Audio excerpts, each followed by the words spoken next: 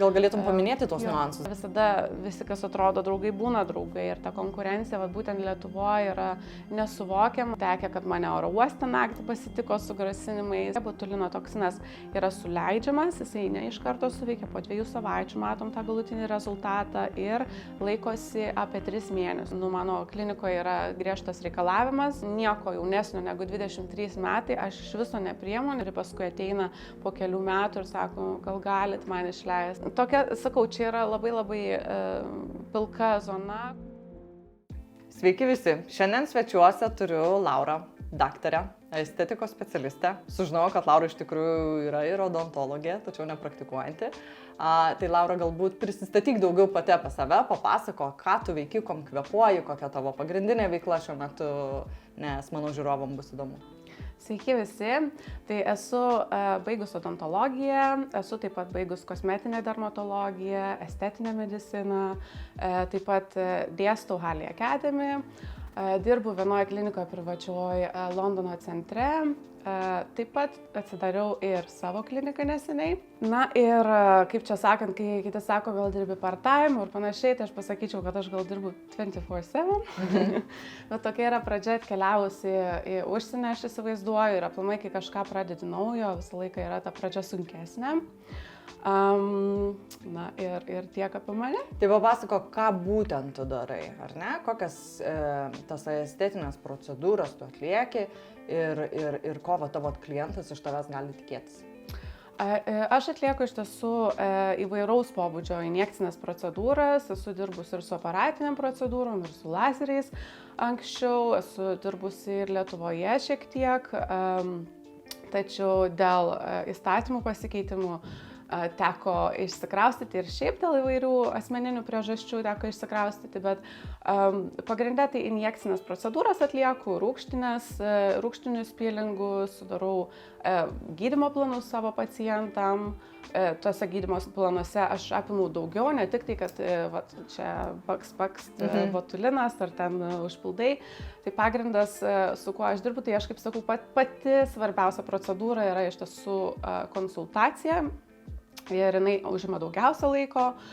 Pacientai klausia, kodėl ten kodėl užsirašot valandą laiko, jeigu aš atinu tik tai botulino procedūrai, bet aš dėl to ir, kaip sakant, ir pagarsėjus buvau ir Lietuvoje, ir čia, kad būtent skiriu laiko savo pacientui, dėmesio, kad atlikti tą procedūrą teisingai. Aš manau, kad pacientas turi žinoti, kam jisai sutinka, kas per procedūrą bus daroma, kodėl būtent ta procedūra, o ne kita, ar ne. Tai visą šitą visada aptariam su pacientais ir mano pats didžiausias gal tikslas ir siekis būna, kada pacientas ateina pas mane, išsiaiškinti, kas būtent jam nepatinka, kas jį neramina ir ką norėtų pakeisti. Ir tai nebūtinai bus, kad žmogus užsirašo, aš sako, noriu botulino, ar ten užpildo čia ir čia. Ir tada, kai pradedam šnekėtis, klausti, pradedu, o tai kas jums nepatinka, žiūrint į veidrodį, kas nepatinka. Ir išsiaiškinam, kad reikia visiškai kardinaliai kitos procedūros ir kad pasiekti tuos pokyčius, kurių tikisi pacientas.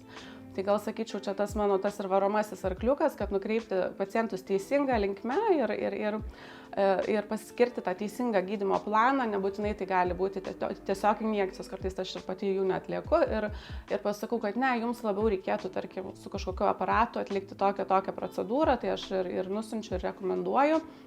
Nes tikrai nėra tikslas mano, kad tiesiog suvadyti ir pakeisti kardinaliai ir būtent tas toksai, kaip aš matau pacientą, tai yra kuo natūraliau, kuo švelniau, subtiliau pasiekti pokyčius, kurių tikisi būtent mano pacientai. Tai tas procedūrų spektras yra iš tiesų platus ir net ne visas kartais ir aš pati atliksiu, bet visą laiką nusiųsiu, kur reikia. Tačiau, ką pati darau savo rankomis, tai yra injekcijos, rūgštiniai pilingai, paskiriu dermatokosmetologinės priemonės, būtent pasiekti visumai teisingai, nes niekada tai nėra viena, kaip sakau, viena detalė, tai yra visa kombinacija detalių, kad pasiekti geriausius rezultatus. Na ir apart šito aš dar ir dėstau gydytojam, odontologam, seselėm. Dėstau Harley Academy, kur čia turbūt yra daugelio žmonių svajonė, man tai tiesiog atsitiko netyčia. Aš pati buvau studentė, nors jau buvau baigus odontologiją ir praktikuojant odontologiją, buvau dar praėjus vienadienius tos kursus injekcijų, kaip daugelis daro šiandien bei ten. Tačiau jaučiausi, kad labai daug klausimų turiu neatsakytų, būtent apie injekcijas, kaip jas atlikti saugiai ir ką daryti, pavyzdžiui, jeigu atsitinka tokia ar anokia bėda, ar ne? Nes tų komplikacijų su injekcijom ypatingai gali būti daug ir labai labai baisių, sudėtingų. Tai tiesiog mane tai visą laiką neramino, nes aš norėjau atlikti viską kuo saugiau. Na ir gavosi, kad aš atradau tą Harley Academy, vis svajojau, galvojau, jėtus noriu čia studijuoti ir niekaip nesupratau, galvodavau, kad oi, manęs nepriims, aš čia to ano neturiu ir panašiai. Tai galiausiai gavosi, kad mane paskatino, aš nežinau, man atrodo, buvo šeštadienio vakaras, buvom iš viso kažkur bare, aš nusinčiu e-mailą, sveiki, esu baigus ar aš tikčiau studijuoti pas jūs, ar mano kvalifikacijų užtenka, nes aš iš užsienio buvau atvykus, tai galvoju, gal tos kvalifikacijos netitiks. Na ir jie sako, daugiau negu užtenka ir gavau netgi ir tokią kaip stipendiją, kad pradėčiau studijuoti ir aš pradėjau ir man labai labai gerai sekėsi, labai patiko, mane tai, kaip sakau, įskverbė. Ir natūraliai man taip įdomu būdavo, kad aš skaitydavau po darbo, tarp darbo ir tiesiog domėjausi natūraliai. Ir kai pradėjau eiti į tos praktinius užsiėmimus Harley Academy, mane pastebėjo mano mentorės, dėstytojos ir gavosi taip, kad aš sulaukiau laiško, Laura, norėtum pas mus dėstyti. Na, bet tuo metu jau buvo tas covidas visas kaip ir praeidinėjo, aš jau Lietuvoje gyvenau ir man ta svajonė kaip ir liko ir aš galvoju, man reikia šito, aš negaliu šito prarasti. Tikrai reikia būtinai keliauti į Londoną ir siekti į toliau ir vystyti toliau, nors Lietuvoje jau buvau labai gerai, tikrai labai gerai įsikūrus ir labai gerai sekėsi, pacientų srautas buvo labai didžiulis. Ir žymių pacientų, ir visokių, ir tikrai sekėsi puikiai, bet ir dėl asmeninių priežasčių, ir dėl to, kad šitos sulaukiau galimybės, aš tiesiog neturėjau kito pasirinkimo, kaip tiesiog susipakuoti į porą lagaminų. Tai prieš kiek čia metų tu atvažiavai? Prieš 2 metus į Londoną. Nors prieš tai gyvenau Škotijoje 2 metus, dirbau odontologė, pradėjau studijuoti tą Harley Academy ir gavosi covidas, tada išvykom į Lietuvą ir pradėjau praktikuoti vėl Lietuvoje. Tai, kaip sakau, tas pacientų srautas mano kūrės jau 3 kartą. Tai kaip ir turėčiau žinoti, kaip tai daryti, bet, kaip sakau, kiekviena šalis, kiekviena vietovė turi savo niuansų. Tai Škotijoje buvo vienaip, Lietuvoje buvo kitaip, ar ne? Gal galėtum paminėti tos niuansus, dėl to, kad vis tiek atrodo versle, ar ne, tas klientų, pacientų, kaip tu sakai šiuo atveju, pritraukimas, atrodo kaip ir turėtų būti vienodas, tačiau, kaip tu ir minėjai, skirtinga šalis, skirtinga vieta, skirtingas startas, ar ne, ir vėl pradedi nuo nulio ir vėl atrodo bandai ieškoti, kaip tą padaryti. Tai kokie tie esminiai skirtumai tarp Lietuvos, Škotijos ir Londono, tarkim? Na, galiu palyginti, bet pavyzdžiui, Škotijoje, ar ne, labai visi santūrūs, jie nelabai fokusavosi į tą tokią estetinę mediciną, tai visos tos procedūros, kurios būdavo, dažniausiai būdavo labai subtilios ir labai jų minimalios, tai tarkim, botulino toksinas, na, būdavo ir, kad ten lūpų putlinimo ateidavo ar panašiai, bet daugiau kažko tokio ekstremaliau, ar ten investuoti į odos priežiūrą, nelabai buvo linkę žmonės, tai kaip prisitraukti tą pacientą būdavo, tai tiesiog paprasčiausiai, kai dirbau odontologė, man tuo metu buvo paprasčiau kalbėti tiesiog su pacientais, kad aš tai darau ir aišku, pati klinika išdėjo stendus, kad dabar ir siūlome šitas procedūras, tai tiesiog buvo tokiu būdu, bet kadangi Škotijoje neužsilaikėme ilgai ir nusprendėm grįžti į Lietuvą su mano tuometiniu partneriu.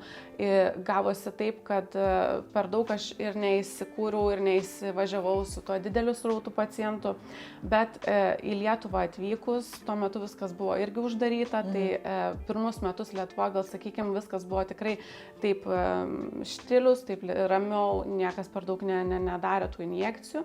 Na ir Lietuvoje gavosi taip, kad tiesiog atsidūriau tinkamų laikų, tinkamoje vietoje turbūt ir pradėjau dirbti klinikoje labai nuostabioj ir su kolegiam susipažinau. Grinai pradžiai viskas gavosi per socialinius tinklus, prasidėjo ta draugystė ir pradėjom kartu, kaip 3, sakau, muškietininkai keliauti, daryti, vieną kitą skatinti ir pradėjo tiesiog eiti pacientai iš būtent tų mūsų socialinės medijos visokių transliacijų. Būdavom sugalvodom tokius kaip Botox party ir panašiai, tai labai įdomu būdavo žmonėms stebėti, kas yra iš tiesų Anglijoje, kaip ir nelegalu, ar ne, tai negali reklamuoti botulino toksino injekcijų, o kokia to priežastis, tai yra tiesiog receptinis vaistas, kuris leidžiamas ar ne pacientui, jisai yra išrašomas ir leidžiamas. Tai dėl tos priežasties yra uždrausta reklamuoti receptinius vaistus, nes jisai nėra tinkamas visiems, reikalinga konsultacija, individualus dalykas, ar ne? Tai va tokių kaip Botox party, tai jau čia nesužaisi Anglijoje, ar ne? Tai visai kitokios ir strategijos reikėjo, o Lietuvoje tai puikiai sužaidė, puikiai veikė ir va, kitos mergaitės taip mus atrado per kaip tas vadinamas žodžio galią, ar ne, pasirekomendacijas ir tos mergaitės buvo ir influencerės ir visokios, ir tai tiesiog pradėjo irgi eiti, dalintis dėl to, kad realiai kaip aš pradėjau Lietuvoje praktikuoti, buvo mano tas darbo principas kardinaliai skirtingas nuo to, ką yra pratę matyti lietuviai. Vien dėl tos, kaip jau minėjau, konsultacijos svarbos ir būdavo labai daug pacientų, kurie stebėdavosi ir sakydavo, oi, aš galvojau, kad tik 15 minučių bus, aš ateinu, botoksą suleidžia ir viso gero. Tai mano buvo tikslas netoks, mano tikrai buvo viską išsigryninti, papasakoti, kaip tai veikia, kada pradeda veikti ir nieko nežinodavo, žmonės išsižiojęs, sėdėdavo per mano konsultacijas ir būdavo gal dėl to tas ir ta tokia didžiulė sėkmė ir buvo. Na ir šitas principas labai puikiai veikia, aišku, ir va čia, kur atsikrausčiau, Londono suburbs, ar ne, tai Kingstone kliniką turim, tai būtent su pacientais irgi jau yra, taikau daugiau tokį pritraukimo metodą, būtent gal, sakykime, daugiau per socialinę mediją, per rekomendacijas, nes kai pasižiūri tą reklamą, ar ne, tai kuo daugiau klientas patikės, ar ne, ar kai tu pats sakai, aš va koks geras, aš va ten toks anos, ar kai pasakys apie tave kažkas kito, ar ne, 1, 2, 3 žmogus ir tai, tai bus jo nuoširdus pasidalinimas, tai automatiškai pacientą tai pritraukia greičiau užsirašyti, atvykti. Tai aš manau, kad tai yra geriausias metodas ir jeigu tai įmanoma pasiekti, tai dažniausiai įmanoma pasiekti kaip per tos influencerius, bet vėlgi tai yra toksai dalykas labai plona linija, kaip aš sakau, tai irgi gal iš kai kurios pusės pažiūrėjus nėra maksimaliai etiška, bet priklauso, kaip tu pateiki tą turinį, nes pavyzdžiui, mano klinikoje yra griežtas reikalavimas, kad nieko jaunesnio negu 23 metai aš iš viso nepriimu, nebent tai būtų kažkoks medicininė indikacija, pavyzdžiui, dantų griežimas arba tai būtų su kiškio lūpa ar ne buvęs žmogus, tai tokius tai tikrai gelbėjau ir nesvarbu tas, kaip sakant, svarbu tas amžius turi būti bent 18, ar ne, bet visom kitom procedūrom, kad aš čia sugalvojau, aš noriu ten didesnių lūpų ir panašiai ir tau yra tik tais 19. Aš manau, kad tuo metu tu dar tiesiog nežinai savo vertės ir koks tu esi iš tiesų gražus natūraliai ir vat būtent tas tiesiog padaryti lūpytes ir paskui žmogus tikrai turi ne vieną mergaitę, kuri paskui ateina po kelių metų ir sako, gal galit man išleisti, aš nesijaučiu savim, man nepatinka, kaip tai atrodo, aš noriu vėl savo tų gražių lūpų, kur turėjau. Tai Tikrai labai dažnas atvejis. Bet įmanoma šitos dalykus reversinti? Įmanoma, kai kurios dalykus įmanoma, kai kurių ne, bet pavyzdžiui, kalbant apie užpildus hialurono rūgšties pagrindų, kas yra plačiausiai naudojama, tai juos įmanoma. Yra enzimas, kuris suskaido tą hialurono rūgštį ir hialurono rūgšties užpildas pats yra, jisai tiesiog tirštas gelis, ar ne, kuris yra skirtas suleisti tam tikras zonas, kad atstatyti apimtį, užpildyti raukšlę kažkokią, ar ne. Tai jį galima išskaidyti, tai dėl to kai dauguma komplikacijų yra išsprendžiamos būtent šiuo metodu. O botulino toksinas yra šiek tiek kitokio poveikio, jis yra vis tiek veikiantis į raumenį, jį atpalaiduojantis ir į tą signalą jisai veikia, signalo perdavimą, jis jį užblokuoja, tai ko pasiekoje botulino toksinas yra suleidžiamas, jisai ne iš karto suveikia, po 2 savaičių matom tą galutinį rezultatą ir laikosi apie 3 mėnesius. Nu, žinau, labai daug kas dabar nemėgs manęs, kad aš tai pasakiau, bet iš tiesų tokie yra gamintojų nurodymai, tokia yra realybė, bet reikia atsižvelgti ir tai, kad pacientas kiekvienas yra skirtingas. Jo metabolizmas skiriasi, jo veiklos skiriasi, ar ne, tai yra žmonių tikrai, kuriem laikosi ilgiau, laikosi 9 mėnesius. Man asmeniškai laikosi tikrai daug ilgiau, apie 6-7, sakyčiau, ar ne. Tai, bet aš negaliu niekada pažadėti to pacientui, tai kas yra labai svarbu, ta realistiški lūkesčiai ir kad nebūtų pasakyta, va matot šitą nuotrauką prieš ir po, čia būsite ir jūs, ar ne, tai tikrai ne.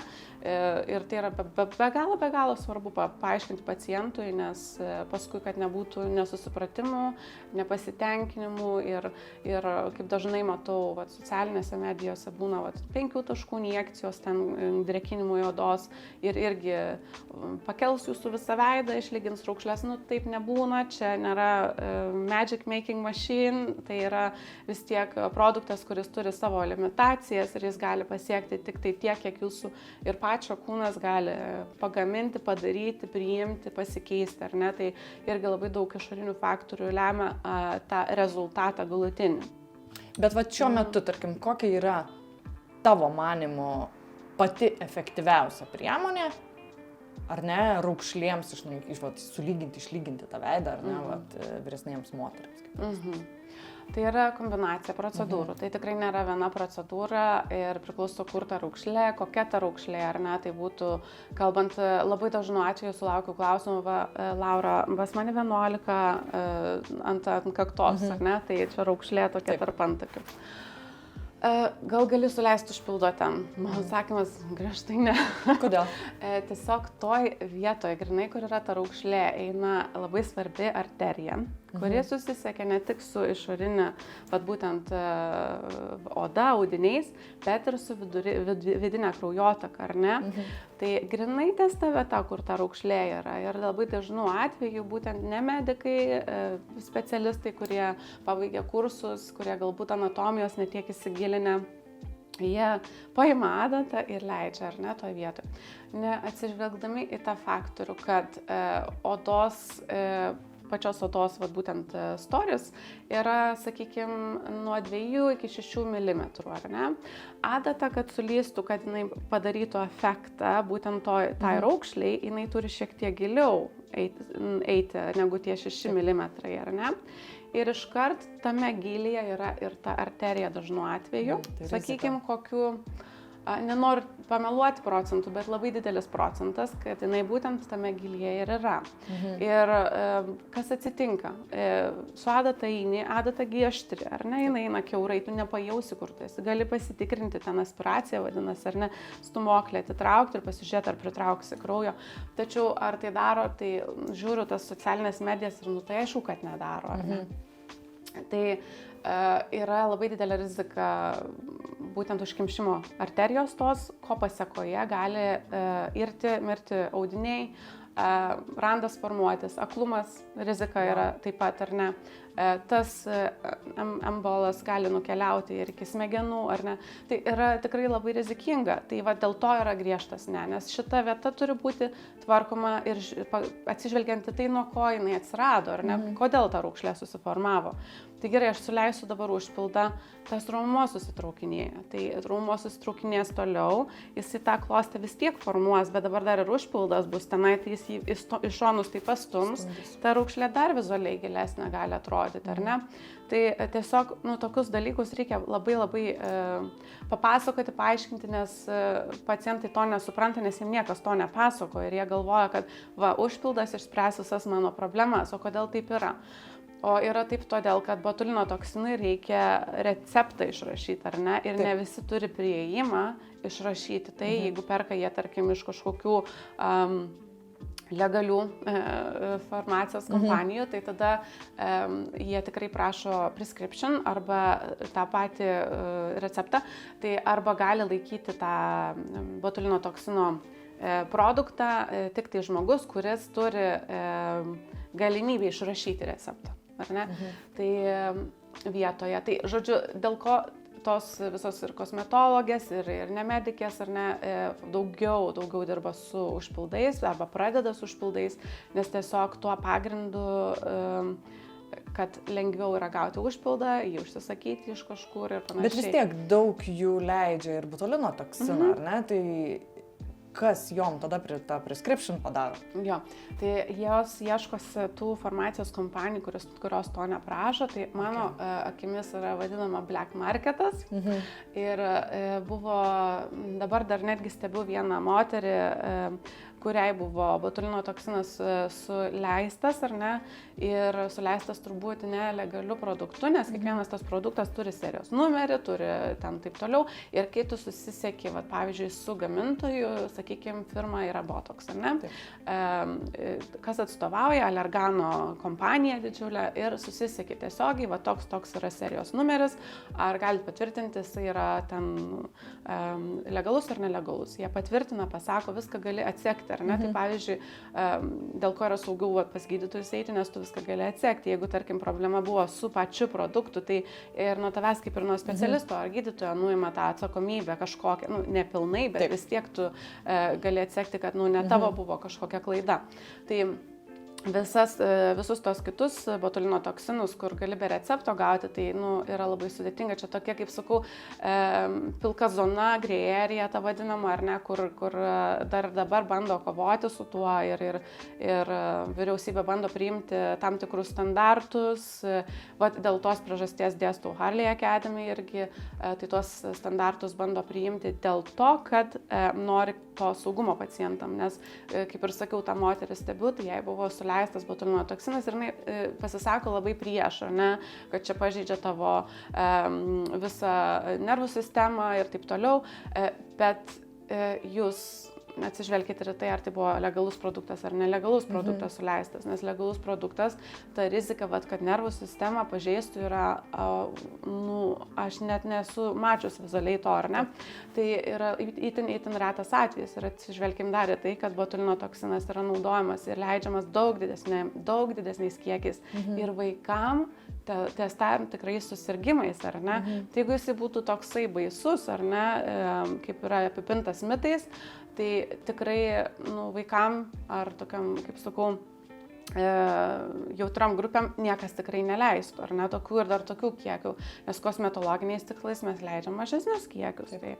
Tai tokia, sakau, čia yra labai pilka zona, kur visi bando apeiti ir būtent, sakau, Harley Academy turi visą medical board, kur įeina ir žmogus, kuris toj vyriausybei tuos įstatymus leidžia, formuot bando.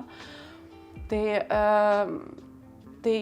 dėl to aš gal ir sakyčiau, šiek tiek skiriuosi, ar ne, nuo kitų tų specialistų, nes aš dirbu kartu su žmonėm, kurie bando įvesti regulations, būtent šitoje industrijoje ir mes esam arčiausiai to. Tai kaip toli mes esam dabar nuo tų regulation įvedimo, ar ne, kad negalėtų leisti injekcijų, kas tik papuolė. Vat noriu, nuėjau, pasidariau vienos dienos kursą ir dabar einu ir leidžiu visiems.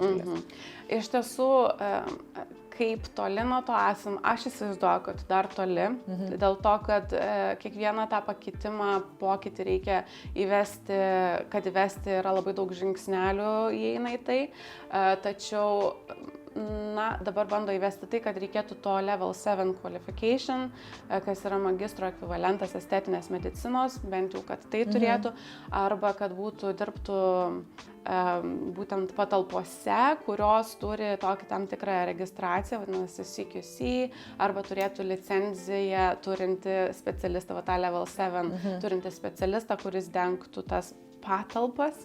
Tai čia aš manau, toks kaip pirmas bus žingsnis, bet iš tiesų, kada tai įgyvendins, ar tai įgyvendins, yra labai sunku pasakyti, nes įeina labai daug tų žingsnelių ir detalių, bet ties to judam, yra daromi tam, dabar prisidėjo Harley Academy kartu su visais mumis treneriais prie tokio mokslinio, kaip sakau, straipsnio ir research, būtent apžvalgos dėl tam tikrų zonų, kur kaip leisti saugiau, kam reikėtų, kas įeina į tą grupę.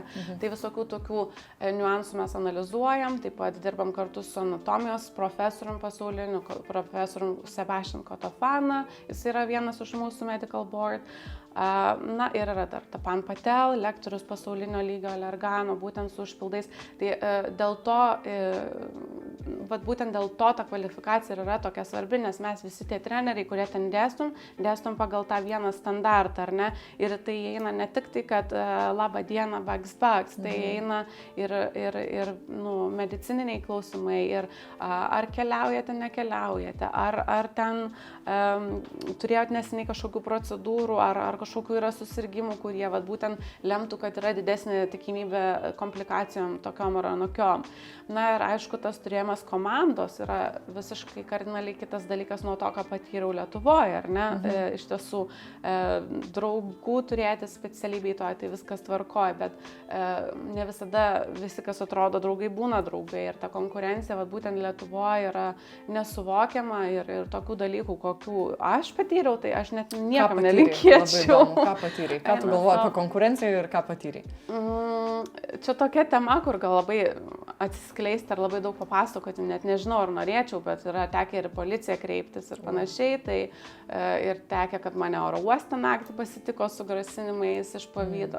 Tiesiog tokių niuansų yra beprotiškai daug, grasinančių žinučių, dar būna ir dabar užspamina, nulaužia websaitus, viską.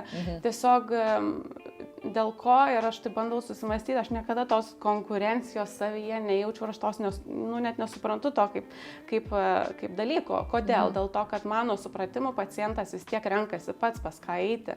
Tu gali plėšytis tarpusavę kaip specialistai, ar ne? Bet koks tikslas? Jeigu pacientas pasižiūrės vieno kito profilį, patiks tas, nueis pas tą, tai tiesiog tu negali kovoti ar konkuruoti per daug dėl tų pacientų, viskas, ką tu gali, tai tu gali investuoti į save, savo žinias, į tai, koks tu esi, kur tavo trūkumai, kur tau reikia patobulėti, ir į tai tu turi fokusuotis, tada tu augi, ir tas augimas atsiranda toksai, gal dėl to man taip ir atsitiko, kad aš visą laiką žiūriu į tos žmonės ir aš matau ir stengiuosi matyti gerą, aš nenoriu tą negatyvą fokusuotis, bet tiesiog automatiškai gaunasi, kad aš per rožinius sakinius gal kartais per daug matau ir per daug atiduodavau. Pavyzdžiui, buvo atėję, tiesiog apsimetė, prisimelavo, kad pasimokytų iš manęs, ar ne? Ir paskui nusisuka ir bando ten apšmeižti. Visokių tokių niuansų buvo, tikrai beprotiškai daug, bet kur jų buvo tik tai Lietuvoje. Tai nesakau, kad čia nebūna to, tikrai manau, kad būna, bet galbūt tai yra tiesiog didesnė populiacija, tų specialistų ir ten yra beprotiškai daug, bet ir pacientų čia yra gal šiek tiek daugiau, gal viskas nėra taip artima, ten, kaip sakau, visi visus Lietuvoje pažįsta, čia gal ne tiek.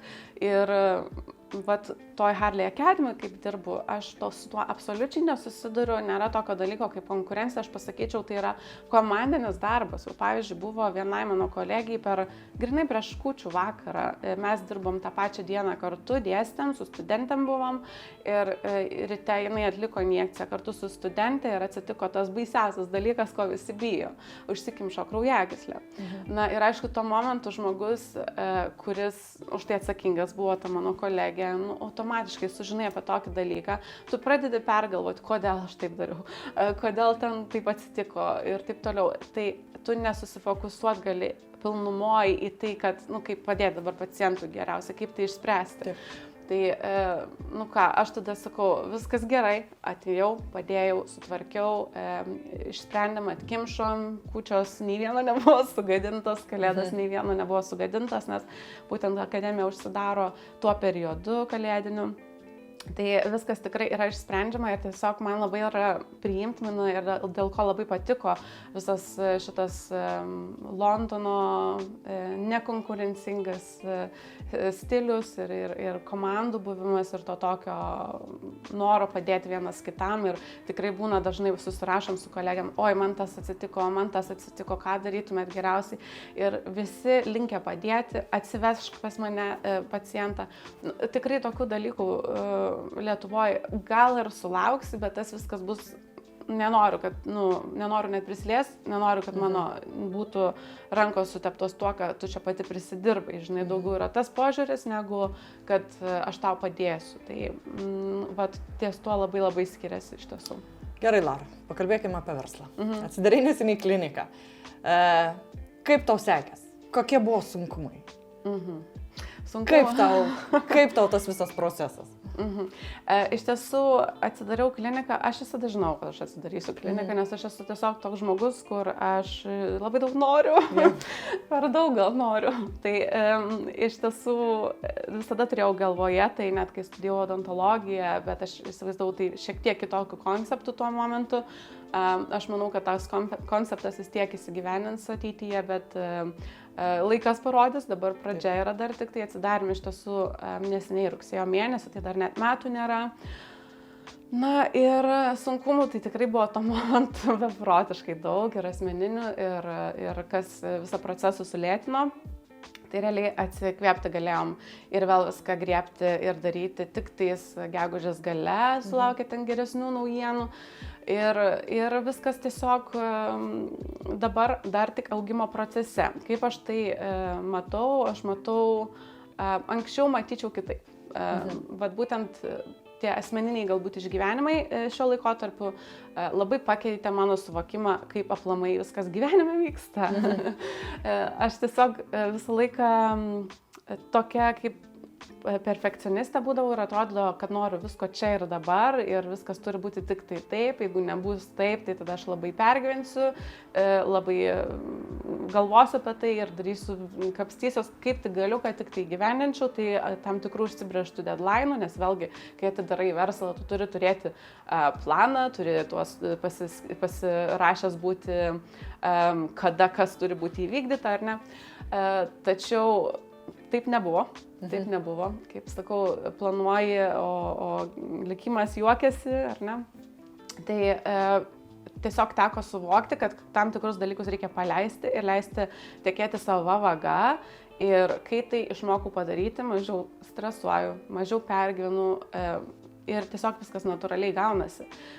Ir tas be galo, mano nuomonė, yra svarbu žmonėms suvokti, ypač kas nori atsidaryti savo verslą, kad ne visada viskas gausis tuo metu, kada tu įsivaizduoji, užsimes dar ekstra dvigubai laiko ant kiekvieno dalyko, ką darysi. Ir tada maždaug bus tas laikas, jeigu dar biškį ne vėliau, ar ne?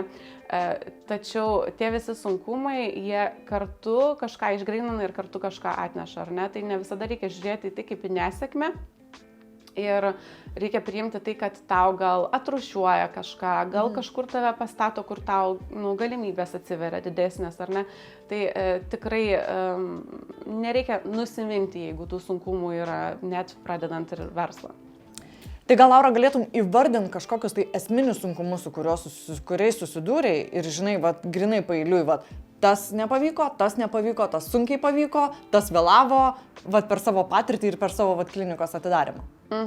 Man galbūt buvo sunkiausias dalykas, aš su tokiais, kaip sakau, ten ar licenzijos ar panašiai sunkumų labai neturėjau, viskas kaip ir sklandžiai vyko, tačiau sunkiausias galbūt dalykas buvo finansinis, ar ne, nes reikalinga tikrai nemažos investicijos atsidaryti kliniką, tai pradžia vis tiek buvo su, kaip sakant, vienas kitas baldas iš charity shopo ar dar kažkur, bet dabar viskas, kaip sakau, pamažu auga ir tavo klinika ir pasidaro visokie pokyčiai ir interjere, ir visame kame. Tai mano pagrindinis gal buvo sunkumas asmeninis, apie kurį per daug nesigilinsim, bet, o kitas, sakyčiau, gal buvo ir finansinis toksai, ar ne, nes, aš nesu multimilionė, kad galėčiau savo iš karto 1-2 ir atsidarom ten beprotiškai įspūdingą kliniką.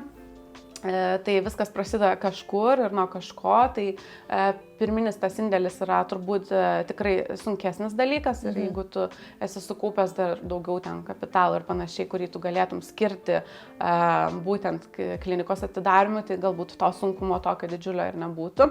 Tu šiek tiek nepasiskaičiavai?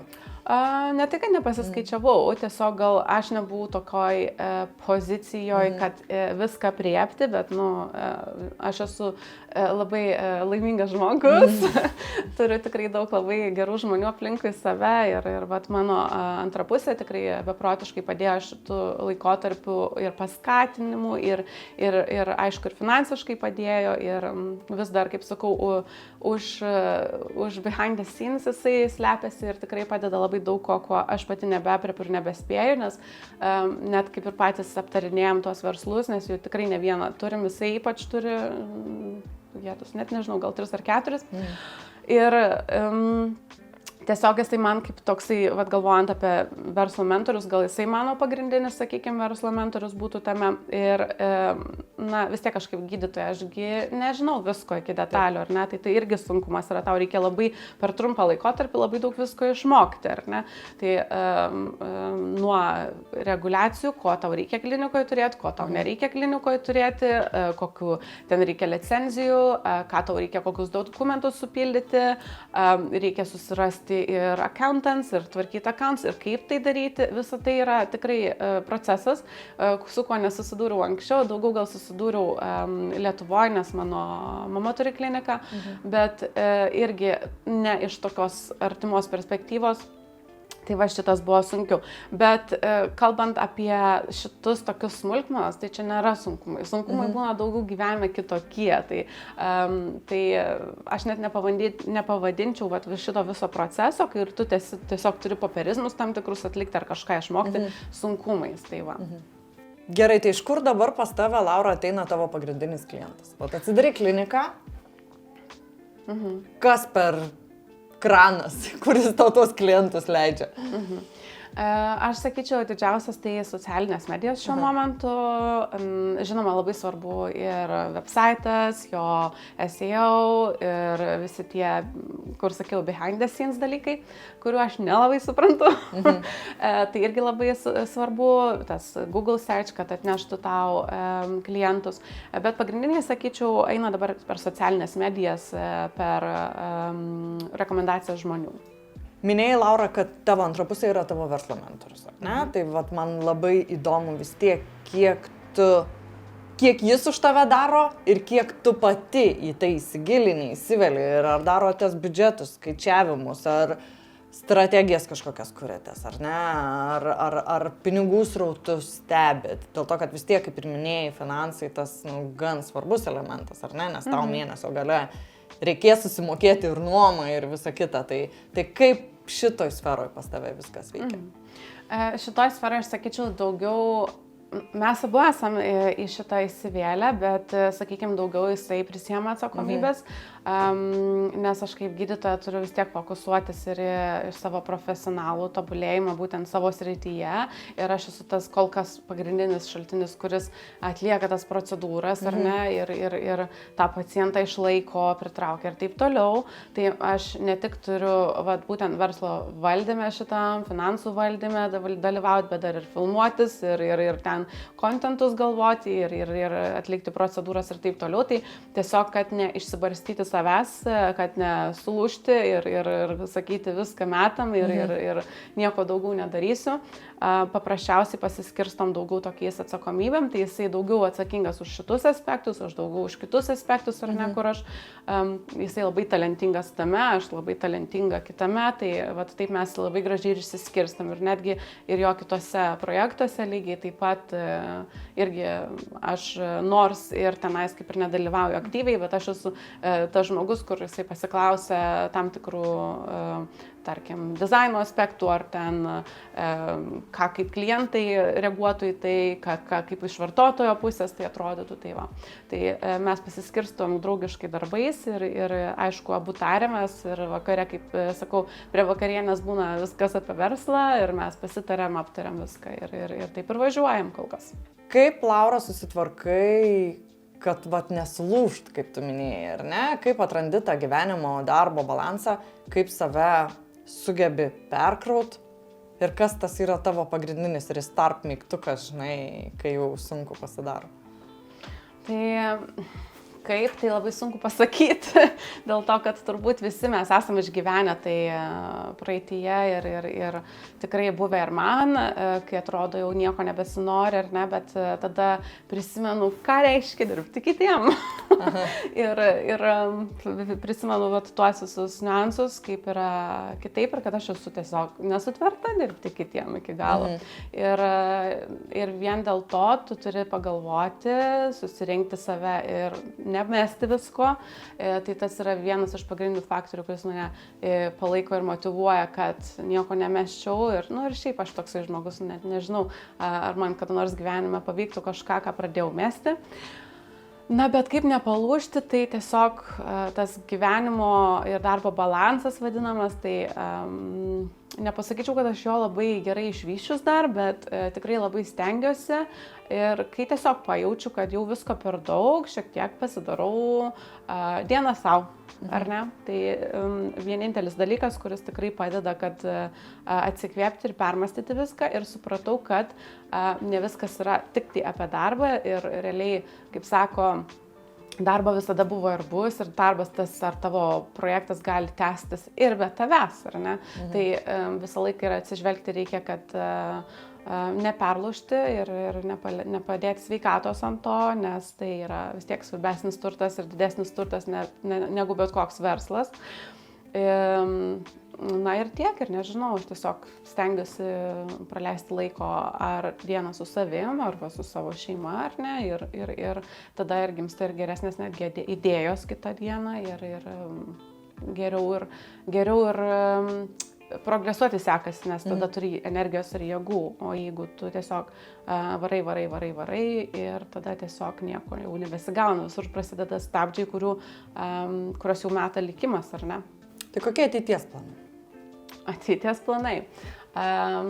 Žinoma, mes norime išvystyti tą verslą į labai daug daugiau. Tikrai galvojam ne apie vieną kliniką ir dar ir kitus projektus šalia turim. Yra produktas vienas, kurį paleisime greitų metų. Tai tokie iš verslo pusės, o iš asmeninės tai jau čia pasiliksiu savo. Kodėl? Pikantiškas naujienos.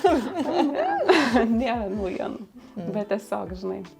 Kaip tau, Laura, pavyko nusistatyti kainodarą? Dėl to, kad vis tiek yra tų specialistų, kaip ir kalbėjom, kosmetologių, kur galbūt neinvestuoja tiek daug į save, kiek investuoji pati tu. Tai į ką atsižvelgiai sudarinėdama savo kainodarą savo klinikoje? Tai tikrai atsižvelgiau tai, kiek laiko ir kiek pastangų ir kiek pinigų reikėjo, būtent, kad pabaigčiau visas šitas kvalifikacijas, kurias esu pabaigus. Tai kainodara yra toks dalykas, tu vis tiek darai rinkos analizę, būtent ypač svarbu, kalbant apie UK arba Londoną, ar ne, tu turi atsižvelgti ir vietovę, nes kiekviena vietovė turi skirtingas kainas. Taip. Tai netgi, pavyzdžiui, žinau kliniką centre, kuri už 1 mililitrą užpildo prašo 900 svarų.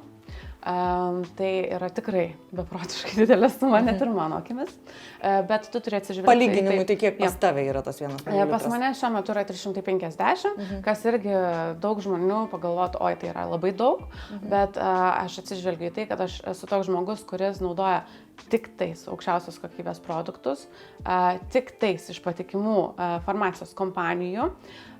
Ir atsižvelgiu į tai, kokios yra mano kvalifikacijos. Aš jau praktikuoju daugiau negu 6 metus, dėstau kitiem medicinos specialistam ir tvarkau sėkmingai ir komplikacijas, ar ne? Tai mano kvalifikacija jau yra kaip ekspertas skaitosi.